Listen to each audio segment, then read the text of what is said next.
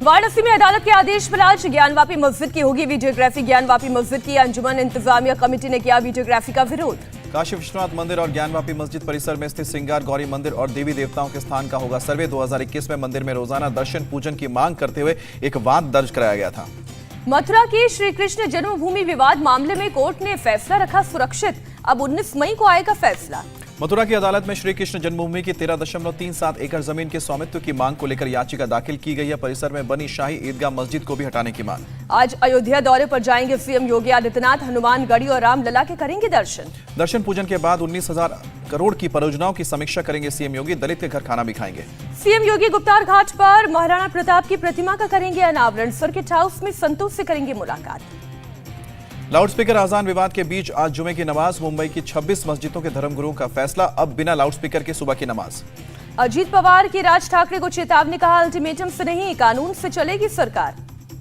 अजीत पवार बोले जो धार्मिक स्थलों पर सुबह 6 से 10 बजे तक लाउडस्पीकर लगवाना चाहते हैं उनका इजाजत लेना जरूरी। राज ठाकरे को बीजेपी सांसद ब्रिजभूषण शरण की चुनौती, बोले माफी मांगो वरना अयोध्या की सीमा में घुसने नहीं दूंगा। 12 दिन बाद सांसद नवनीत राणा की रिहाई हुई, लीलावती हॉस्पिटल में भर्ती।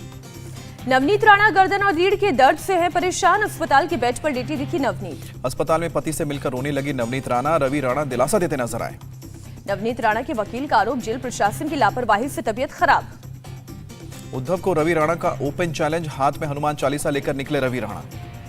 राणा दंपति को धारा 353 के तहत नोटिस भेजने की तैयारी में मुंबई पुलिस। बीएमसी भी नवनीत राणा के फ्लैट में अवैध निर्माण की जांच करेगी। बीजेपी नेता किरीट सोमैया आज दिल्ली में पार्टी के सीनियर नेताओं से करेंगे मुलाकात। नवनीत राणा और रवि राणा पर उद्धव सरकार की कार्रवाई को लेकर करेंगे चर्चा। जोधपुर में कर्फ्यू का चौथा दिन। 10 पुलिस थाना क्षेत्र में आज रात तक रहेगा कर्फ्यू।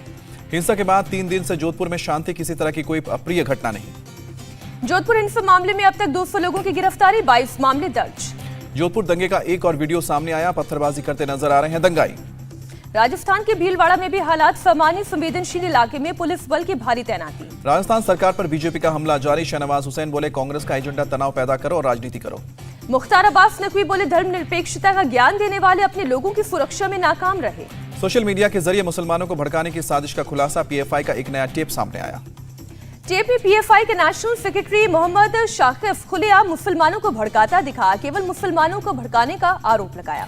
पीएफआई नेताओं के खिलाफ कई मुस्लिम संगठन आए सामने। भड़काऊ भाषण की कॉपी भेजकर केंद्र और यूपी सरकार से पीएफआई पर बैन लगाने की मांग की। गृह मंत्री अमित शाह के पश्चिम बंगाल दौरे का आज दूसरा दिन। आज कूच बिहार में बीएसएफ जवानों से मिलेंगे गृह मंत्री। कोलकाता में बीजेपी नेताओं से मुलाकात। बंगाल में अमित शाह का बड़ा ऐलान, कोरोना खत्म होने के बाद लागू होगा सीएए। शाह का ममता पर हमला, कहा टीएमसी फैला रही है अफवाह, सीएए है, था और रहेगा। अमित शाह ने कहा कि मोदी सरकार का मकसद देश की आंतरिक और बाहरी सुरक्षा को मजबूत बनाना। अमित शाह को ममता का जवाब, कहा सीएए नहीं आएगा क्योंकि 2024 में बीजेपी नहीं आएगी। ममता बनर्जी ने कहा कि अमित शाह पूरे देश में होम मिनिस्टर, लेकिन बंगाल उनका नहीं। हरियाणा के करनाल से 4 आतंकी गिरफ्तार, 3 आईडी और भारी मात्रा में विस्फोटक बरामद। करनाल कोर्ट में चारों आतंकियों की पेशी, 10 दिन रिमांड पर भेजा गया। 3 आतंकी फिरोजपुर, एक लुधियाना का रहने वाला, 2 सगे भाई अमनदीप और गुरप्रीत भी शामिल। पुलिस पूछताछ में खुलासा, जिस गाड़ी से विस्फोटक मिले वो अमनदीप की, गुरप्रीत पर पहले से कई मामले दर्ज। आतंकियों का पाकिस्तानी कनेक्शन, अनिल विज बोले आतंकियों को ड्रोन के जरिए पाकिस्तान से विस्फोटक मिले। जम्मू कश्मीर के सांबा में टनल मिलने के बाद सुरक्षा एजेंसियों ने चलाया सर्च ऑपरेशन। 265 फीट लंबा ऑक्सीजन पाइप मिला। सांबा में अंतर्राष्ट्रीय सीमा से 150 मीटर दूर बीएसएफ को मिली थी सुरंग से रेत के 21 बोरे भी बरामद। जैश के 2 आतंकी हमलावरों के इसी सुरंग से अंदर आने की शक। 22 अप्रैल को सुंजवा में सीआईएसएफ कैंप पर किया था हमला। जम्मू कश्मीर के अनंतनाग में हिजबुल्लाह का आतंकी इशाक शेर गोजरी गिरफ्तार, कई मामलों में थी तलाश। जम्मू कश्मीर में परिसमन आयोग की अंतिम रिपोर्ट आई सामने। जम्मू रीजन में 43 और कश्मीर रीजन में 47 सीटें। एसटी के लिए 9 सीटें आरक्षित होंगी। लाल चौक और माता वैष्णो देवी नाम से गई विधानसभा सीट। हर लोकसभा क्षेत्र के अंदर 18 विधानसभा सीटें होंगी। जम्मू रीजन में 6 सीटें और कश्मीर रीजन में 1 सीट बढ़ाई गई। पीडीपी चीफ महबूबा मुफ्ती बोली बीजेपी के इशारे पर काम कर रहा परिसीमन आयोग।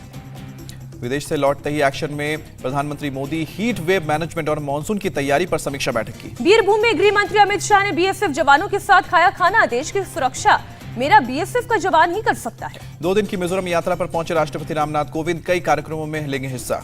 सीजेआई एनवी रमन्ना से मिले सेनाध्यक्ष general Manoj Pande. Chief justice के घर पर हुई मुलाकात। सीएम योगी ने हरिद्वार में स्पर्श गंगा स्वच्छता अभियान में हिस्सा लिया। बोले कि नदी तालाब को गंदा नहीं करने का संकल्प।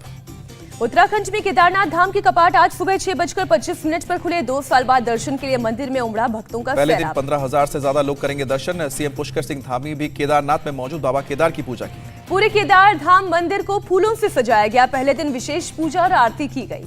बीजेपी ने चंपावत उपचुनाव के लिए बनाया पुष्कर सिंह धामी को उम्मीदवार। 31 मई को होगी वोटिंग, 3 जून को रिजल्ट। बिहार में राज्यसभा की एक सीट पर 30 मई को वोटिंग। डॉक्टर महेंद्र प्रसाद के निधन से खाली हुई है सीट। चुनावी रणनीतिकार प्रशांत किशोर का पॉलिटिक्स प्लान तैयार। पश्चिम चंपारण से शुरू करेंगे 3000 किलोमीटर की पदयात्रा। प्रशांत किशोर बोले, बिहार के विकास के लिए नई सोच की जरूरत। फिलहाल किसी पार्टी का नहीं किया ऐलान। प्रशांत किशोर ने लालू और नीतीश पर भी साधा निशाना। कहा कि 30 साल के बाद भी देश का सबसे पिछड़ा और गरीब राज्य है बिहार।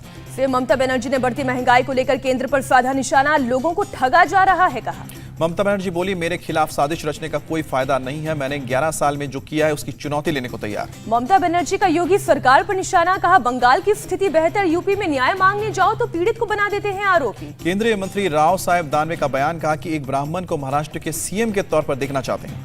राव साहेब दानवे के बयान पर अजीत पवार का जवाब। अगर 145 विधायकों का समर्थन तो कोई ट्रांसजेंडर या किसी भी जाति का सीएम बन सकता है। ओबीसी रिजर्वेशन को लेकर उद्धव ठाकरे की मीटिंग। अजीत पवार, छगन भुजबल, विजय वडेट्टीवार समेत कई अधिकारी मौजूद रहे। प्रसपा प्रमुख शिवपाल यादव का ऐलान। 1 सप्ताह में करेंगे पार्टी का पुनर्गठन। लोगों को जिम्मेदारियां सौंपेंगे। शिवपाल यादव बोले कि नेताजी से कोई नाराजगी नहीं है। अखिलेश ने सपा की मीटिंग में आने से रोका। समय आने पर रखूंगा अपनी बात। बिजली संकट को लेकर अखिलेश यादव का योगी सरकार को घेरा। कहा, अगर पहले से लगे प्लांट पर ध्यान दिया गया होता तो बिजली की किल्लत नहीं होती। सपा विधायक आजम खान की जमानत अर्जी पर सुनवाई पूरी। 2.5 घंटे की बहस के बाद हाईकोर्ट ने फैसला सुरक्षित रखा। ललितपुर के रेप पीड़िता ने परिवार से मुलाकात करेंगी। प्रियंका गांधी 6 सदस्यीय प्रतिनिधिमंडल के साथ जाएंगी। सीएम अरविंद केजरीवाल का बड़ा ऐलान। दिल्ली में फ्री बिजली सब्सिडी होगी वैकल्पिक। दिल्ली कैबिनेट में स्टार्टअप पॉलिसी पास की। कारोबार शुरू करने वाले युवाओं की मदद करेगी सरकार। दिल्ली के शाहीन बाग में 9 मई को चलेगा बुलडोजर। गुरुवार को पुलिस फोर्स नहीं मिलने की वजह से नहीं हुई कार्रवाई। उत्तरी दिल्ली नगर निगम की मीट दुकानों को सील किया गया। इलाके में चल रही अवैध मीट की दुकानों के खिलाफ अभियान चलाया गया। अभियान के दूसरे दिन 8 मीट की दुकानों को सील किया गया। बुधवार को 14 दुकानों को सील किया गया था।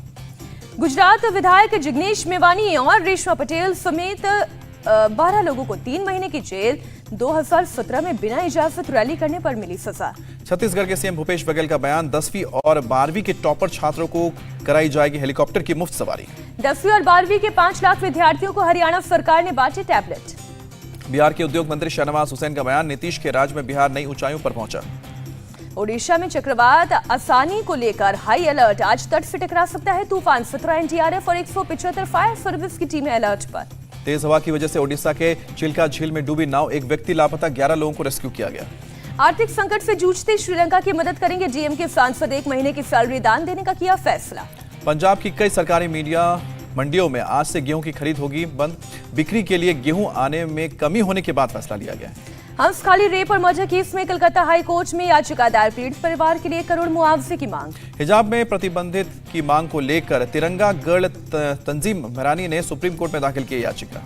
बेंगलुरु में मुस्लिम महिलाओं को धमकी। पब्लिक प्लेस में बिना बुर्के के दिखने पर पिटाई करने की बात कही। मुस्लिम डिफेंस फोर्स 24/7 नाम से व्हाट्सएप ग्रुप बनाकर मुस्लिम महिलाओं को भेजा गया है मैसेज। पुलिस के मुताबिक ज्यादातर मैसेज विदेशी नंबर से लिंक्ड हैं। वायरल मैसेज पर पुलिस ने लिया संज्ञान। स्पेशल टीम गठित की। पुलिस कमिश्नर बोले, मामले को लेकर सतर्क। दिल्ली हाई कोर्ट में अबू सलेम को याचिका वापस लेने की दी है अनुमति। अवैध कैद का लगाया था आरोप। प्रयागराज में एक स्कूल में बच्चों को इस्लामिक टोपी पहनने के फरमान पर हुआ विवाद। प्रिंसिपल के खिलाफ मामला दर्ज। कोरोना से मौतों के WHO के आंकड़े को भारत ने खारिज किया। मॉडल की वैधता और डेटा संग्रह के तरीकों को बताया संदिग्ध। WHO के मुताबिक दुनिया भर में कोरोना से करीब 1.5 करोड़ लोगों की गई जान। ऑफिशियल रिलीज डेटा से 3 गुना ज्यादा संख्या। WHO ने भारत में कोरोना से 47 लाख मौत होने का अनुमान लगाया। ऑफिशियल आंकड़ों की तुलना में 10 गुना ज्यादा है मौत। दुनिया भर में मौतों की 1/3 संख्या।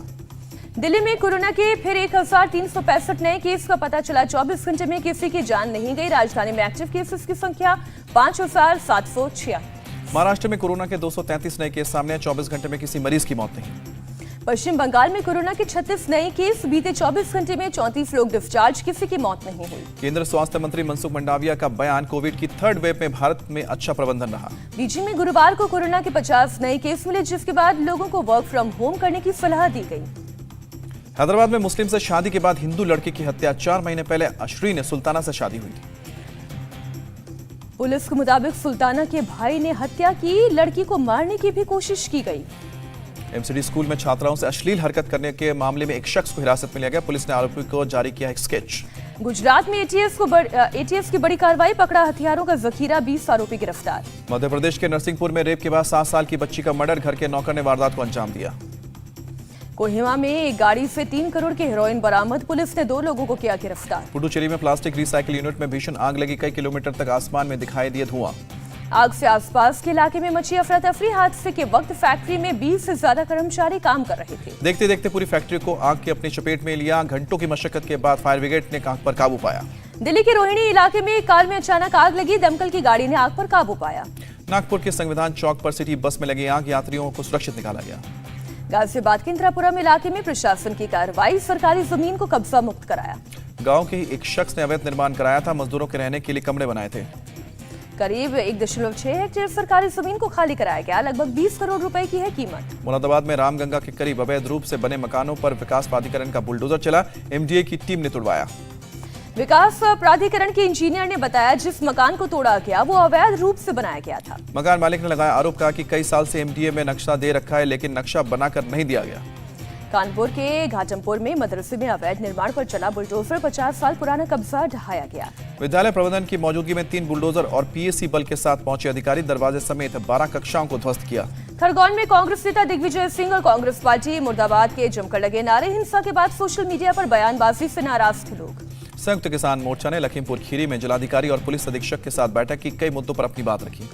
खाद्य सुरक्षा अधिकारियों की टीम ने मदुरई में कई दुकानों पर छापा मारा, 10 किलो पुरानी चिकन करी जब्त कर 5 दुकानों को नोटिस जारी किया। अमृतसर के तंगरा गांव में पराली जलाई गई, किसानों ने कहा कि हम अपना खेत खाली करने के लिए पराली जलाते हैं, इसे बढ़ावा नहीं देते। मध्य प्रदेश के रायसेन में ऑटो रिक्शा और ट्रक की टक्कर, हादसे में 5 लोगों की मौत, 4 घायल। इंदौर में सब्जी बेचने वाले की बेटी ने किया कमाल, अंकिता नागर ने सिविल जज की परीक्षा पास की।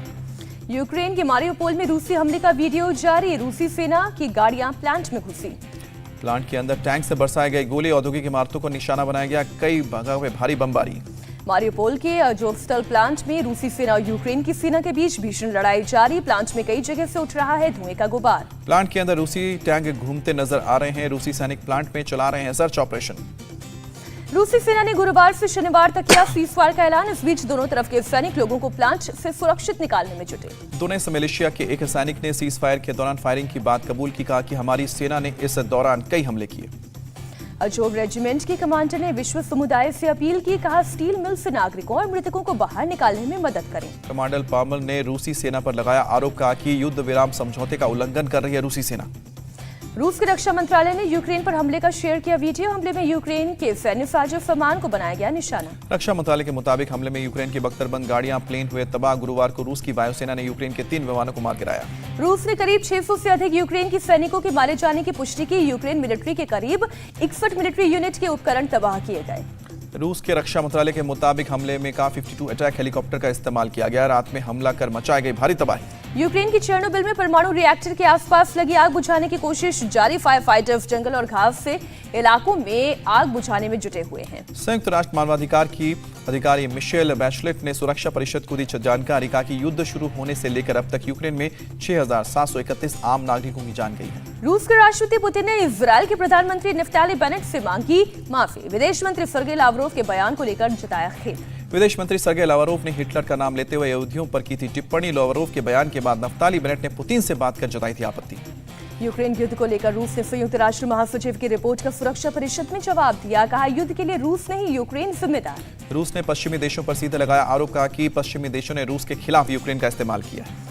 चीन ने रूस का पक्ष लेते हुए यूक्रेन को हथियार सप्लाई करने वाले देशों की आलोचना की, चीनी राजदूत ने कहा हथियार देने से शांति नहीं मिलेगी। यूक्रेन के मारियापोल शहर में चलाया गया सफाई अभियान, ध्वस्त इमारतों के मलबे को हटाया गया। 9 मई को मनाया जाएगा विजय दिवस। इराक की राजधानी बगदाद में चली धूल भरी आंधी, पूरे शहर में छाया अंधेरा, दिन में गाड़ियों के लाइट जलाकर चलते दिखे लोग, एयरपोर्ट पर उड़ान सेवा रही बाधित। धूल की आंधी से लोगों की बड़ी परेशानी, कई लोगों को सांस लेने में दिक्कत हुई, अस्पताल में भर्ती किए गए। अमेरिका के ओक्लाहोमा में टॉर्नेडो ने मचाई तबाही, कई इमारतों को पहुंचा नुकसान, लोगों को किया गया रेस्क्यू। टॉर्नेडो से एक स्कूल हुआ क्षतिग्रस्त, कई जगह पर बाढ़ जैसे हालात, सड़कों पर गिरे पेड़। इजरायल के तेल अवीव में 2 फिलिस्तीनी हमलावरों ने चाकू से किया हमला, 3 लोगों की गई जान, 4 लोग घायल। घटना को अंजाम देने के बाद एक गाड़ी में सवार होकर भाग गए हमलावर, पुलिस हमलावरों की तलाश कर रही है। मेक्सिको शहर में लोगों ने निकाला विक्ट्री मार्च। 1862 में फ्रांस पर मेक्सिको की जीत के प्रतीक के रूप में किया सेलिब्रेट। विजय दिवस के जश्न में हजारों लोग हुए शामिल, खुशियों के मौके पर हुई फायरिंग। देश में गाड़ियों की सेल्स सालाना 37% तक बढ़ी। अप्रैल 2022 में कुल 16,27,000 गाड़ियां बिकी। आईपीएल में दिल्ली कैपिटल्स ने सनराइजर्स हैदराबाद को 21 रनों से मात दी। दिल्ली कैपिटल्स ने पहले बल्लेबाजी करते हुए 208 रन बनाए थे। जवाब में सनराइजर्स हैदराबाद ने 186 रन पर ही ऑल आउट हो गई। दिल्ली कैपिटल्स की तरफ से डेविड वार्नर ने सबसे ज्यादा नाबाद 92 रन बनाए, वहीं पावलेल में भी 67 रन बनाकर नाबाद रहे। सनराइजर्स हैदराबाद की तरफ से निकोलस पूरन ने सबसे ज्यादा 62 रन बनाए, वहीं मार्करम में 42 रन बनाए। दिल्ली कैपिटल्स के गेंदबाज खलील अहमद ने 3 विकेट झटके, वहीं शार्दुल ठाकुर ने बल्लेबाजों को आउट किया। सनराइजर्स हैदराबाद के लिए भुवनेश्वर कुमार, शॉन एबट और श्रेयस गोपाल ने एक विकेट लिया। सनराइजर्स हैदराबाद ने ये लगातार तीसरी हार। सनराइजर्स हैदराबाद ने अब तक 10 मैच खेले हैं। दिल्ली में 10 मैचों में ये 5वीं जीत रही। इस जीत के साथ दिल्ली पॉइंट्स टेबल में 5वें नंबर पर पहुंची। हैदराबाद पॉइंट टेबल पर 6ठे नंबर पर है। दिल्ली और हैदराबाद दोनों के 10-10 अंक हैं। आईपीएल में आज गुजरात टाइटंस और मुंबई इंडियंस का मुकाबला। शाम 7:30 बजे से शुरू होगा मुकाबला। आज मुकाबला जीतकर गुजरात टाइटंस प्लेऑफ में स्थान पक्का करने वाली है, पहली टीम बन सकती है। गुजरात टाइटंस 16 अंकों के साथ पॉइंट टेबल में टॉपर है, जबकि मुंबई इंडियंस 2 अंकों के साथ 10वें पायदान पर। सुप्रीम कोर्ट ने तेलंगाना हाईकोर्ट के फैसले पर लगाई रोक। ओटीटी पर आज रिलीज होगी अमिताभ बच्चन की झुंड फिल्म। मध्य प्रदेश के इंदौर में भाजपा नेता की बेटी की शादी में गोलियां चलाते हुए वीडियो वायरल। पुलिस ने शुरू की जांच। राजस्थान के सिरोही में रेलवे सुरक्षा बल के 2 कर्मियों ने एक यात्री की जान बचाई। अरावली एक्सप्रेस में चढ़ने की कोशिश करते समय पांव फिसला। यूपी के जालौन में स्टेट बैंक से किसान के 10 लाख रुपए लेकर फरार हुआ शख्स। पूरी घटना सीसीटीवी कैमरे में कैद। चीनी महिला को जमीन पर गिराकर जबरन लिया गया कोविड सैंपल। सोशल मीडिया पर वीडियो वायरल। तेलंगाना में टीआरएस नेता ने जेसीबी पर खड़े होकर अनोखे अंदाज से मनाया जन्मदिन। वीडियो सोशल मीडिया पर वायरल। गोविंदा ने ईशा देओल के साथ गाया और डांस किया आपके आ जाने से। वीडियो सोशल मीडिया पर वायरल हुआ। इंडिया टीवी हर वक्त हर जगह डाउनलोड करने के लिए सर्च करें India TV news Google play store या ऐप स्टोर पर।